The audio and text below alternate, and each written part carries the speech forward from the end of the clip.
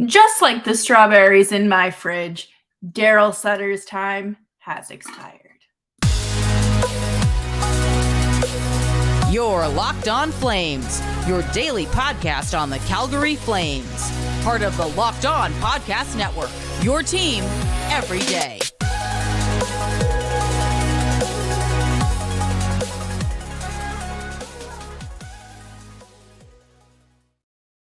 Well, hello everyone, and welcome to today's episode of Locked On Flames. As always, I'm your host, Jess Belmosto, and thank you so much for tuning in today. Today's episode is brought to you by Gametime.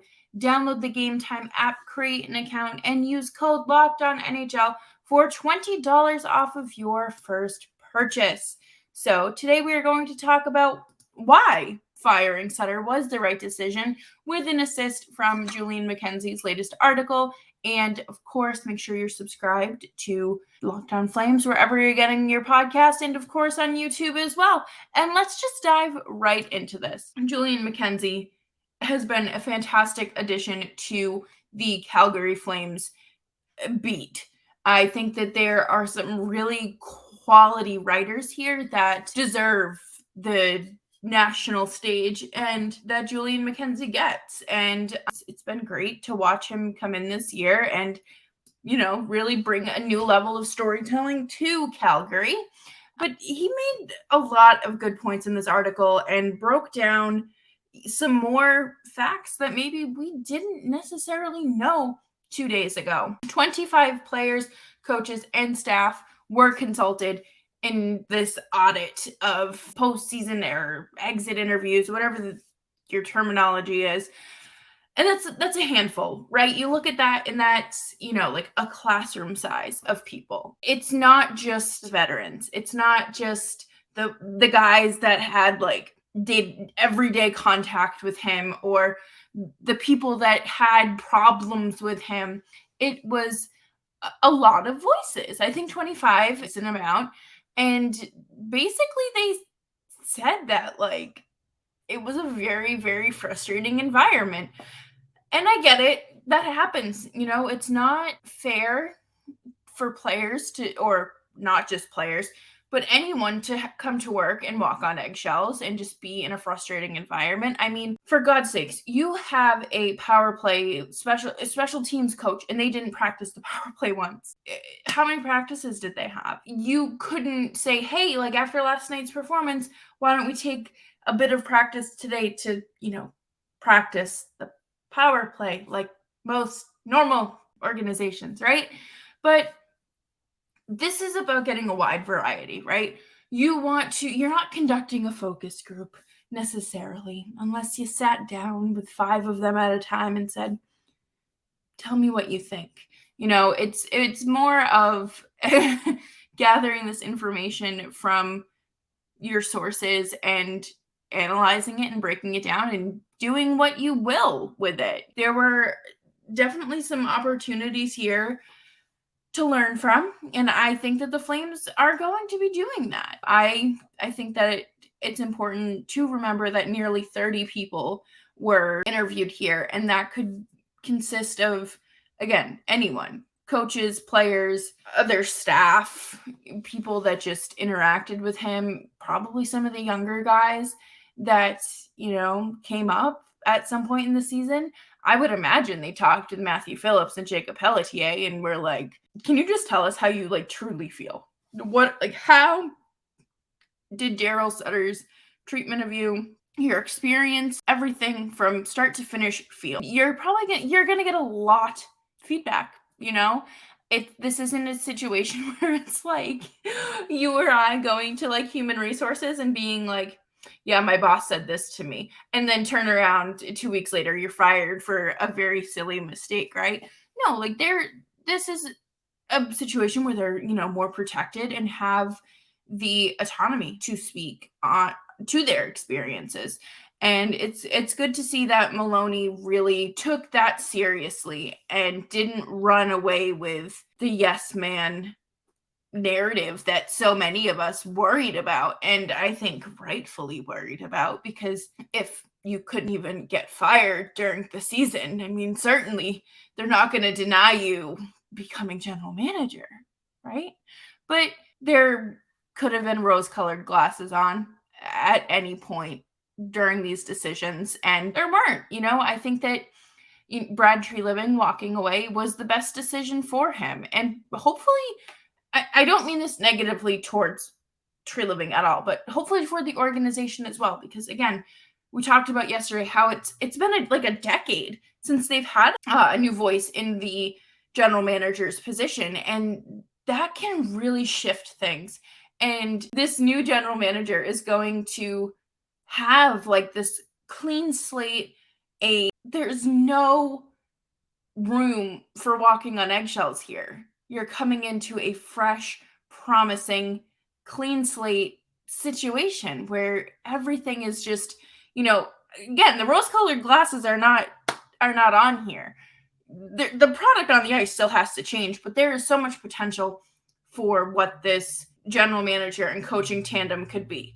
And that is something everyone should be looking forward to and excited about. But coming up next, we are going to continue to discuss some benchmarks that this team is going to want to lay and hopefully hit. But before we do that, I do want to take a minute to talk to you all about Gametime. Gametime is the perfect app if you are looking to go to any sporting event, any concert, any live entertainment this summer, and you can get last-minute deals on the tickets with flash deals, and they're easy to find tickets to any event in your area. Lizzo is in town tomorrow, and I would love to go see her if I didn't have an 8 o'clock meeting on Friday morning, and I would use Gametime, right? But forget planning months in advance. Gametime has deals on tickets right up to the day of, and you can get those exclusive flash deals on tickets for football, basketball, baseball, concert, comedy, theater, and more. Get images of your seats before you buy so you know exactly what you're going to see. I think that's one of the best features, to be honest. And right now, you can snag your tickets without the stress with Gametime. Download the Gametime app, create an account, and use code LOCKEDONNHL for $20 off your first purchase. Terms apply. Again, create an account, redeem code LOCKEDONNHL, and download Gametime today. Last-minute tickets, lowest prices guaranteed. And thank you, everyone, for hanging out with me today on Locked On Flames. It's always a pleasure to chat with you guys and just air my thoughts. And of course, you can follow me on Twitter at JessBelmosto so we can talk some more, because there's just always thoughts going. I think in Flames Twitter is a great sounding board to kind of all experience these takes at once, right? But let's get back to this rose-colored glasses situation that we avoided, right? There very, very easily could have been a situation where they don't bring in a new general manager. They just bring in a new coach because they're promoting Darryl Sutter to general manager. And that was a lot of people's concerns, I would say. I think a lot of people saw the report of him saying that he wanted to take more of a back seat role, but he didn't want to coach anymore. He wanted to be calling the shots, and had this god-awful fear that they were going to get Darryl Sutter as a general manager again.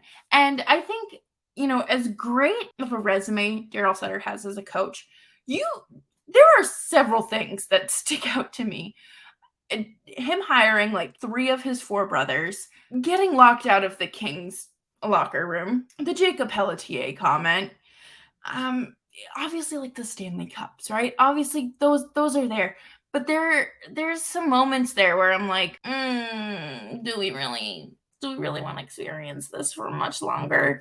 And we don't have to. There very easily could have been a situation where the organization played the Uno reverse card and the coach is now picking the general manager instead of the general manager picking the coach. Either way, that situation has been avoided. And I think we should just appreciate that, because there are a lot of things that we can look forward to. And, Don Maloney has, like I said, he's made it clear that this is the time for change, a new vision, a new direction, and they're laying the foundation.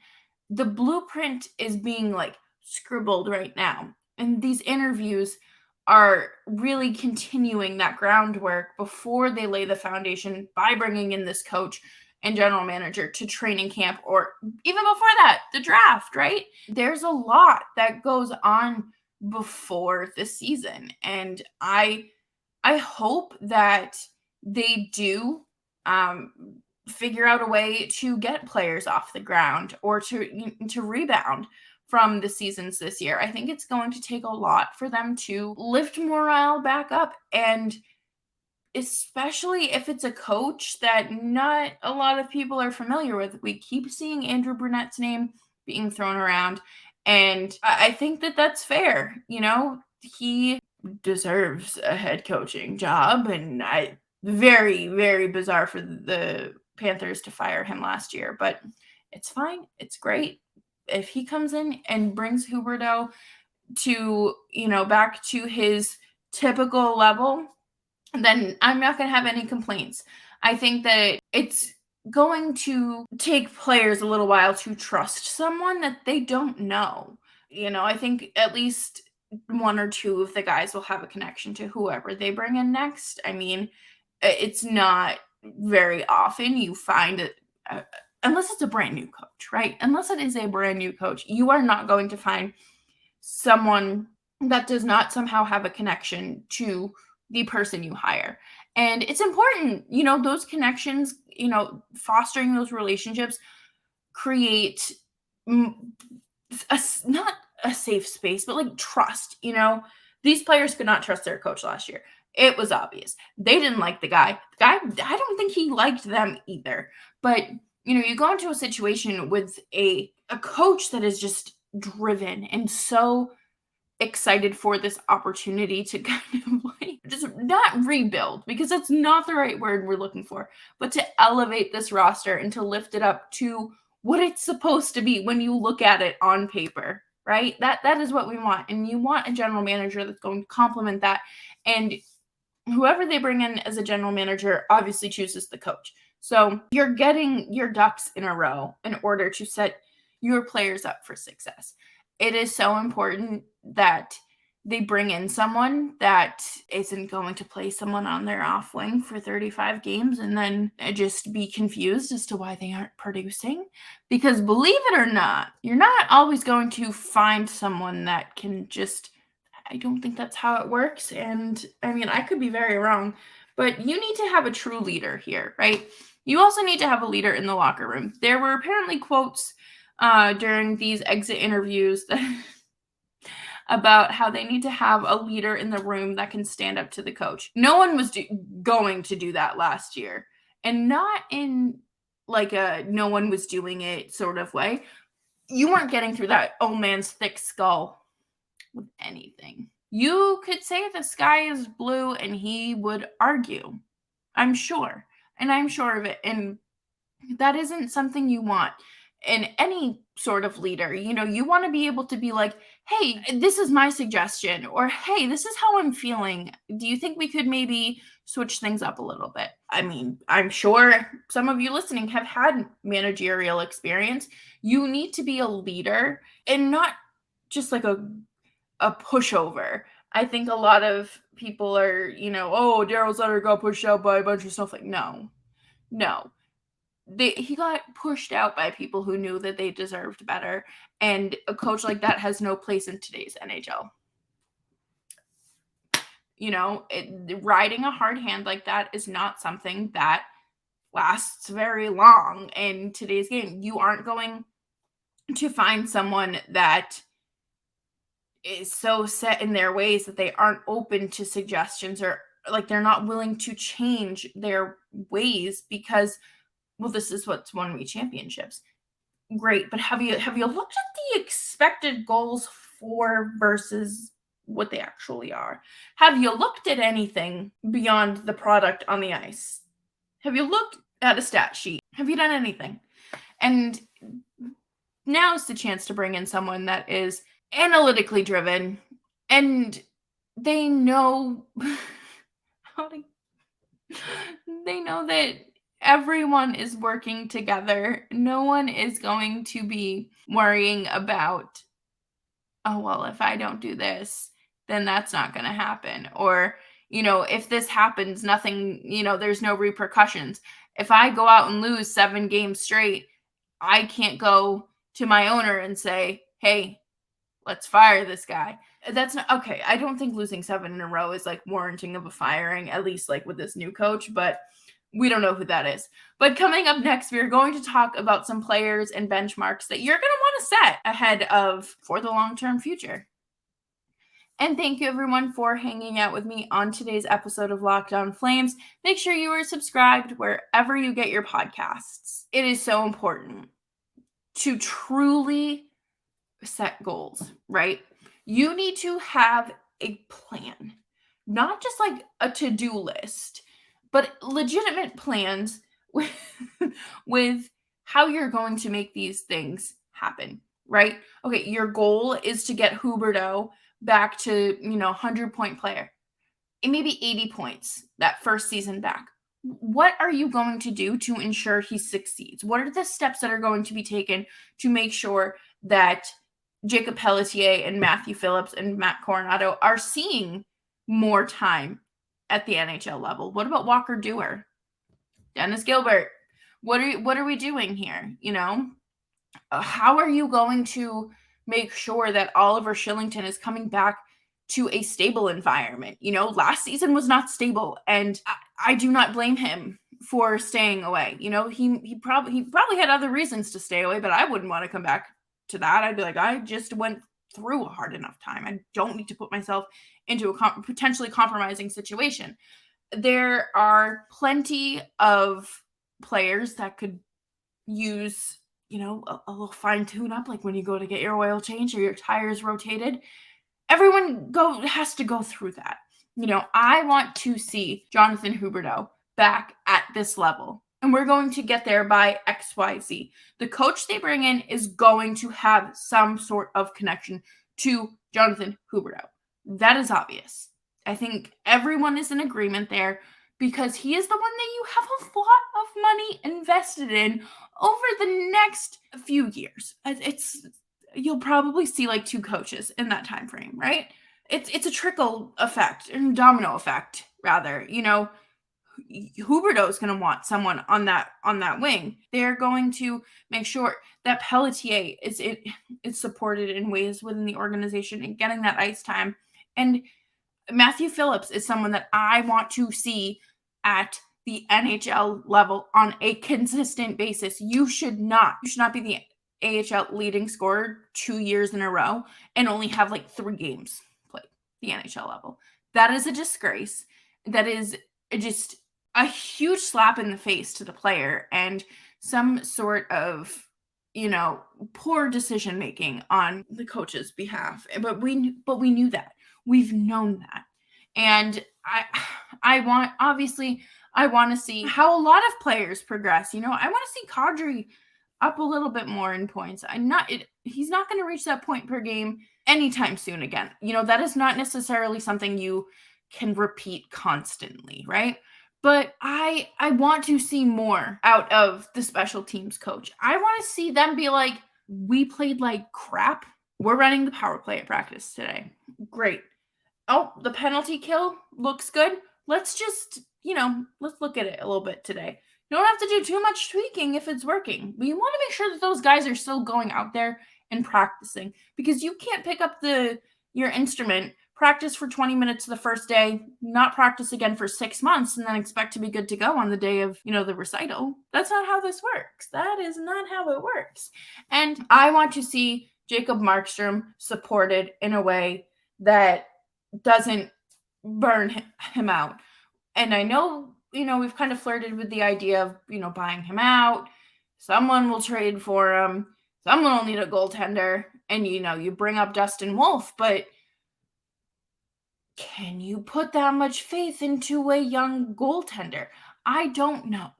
I am not a coach. I was just a sales lead at a candle store. Candles I couldn't even smell, mind you.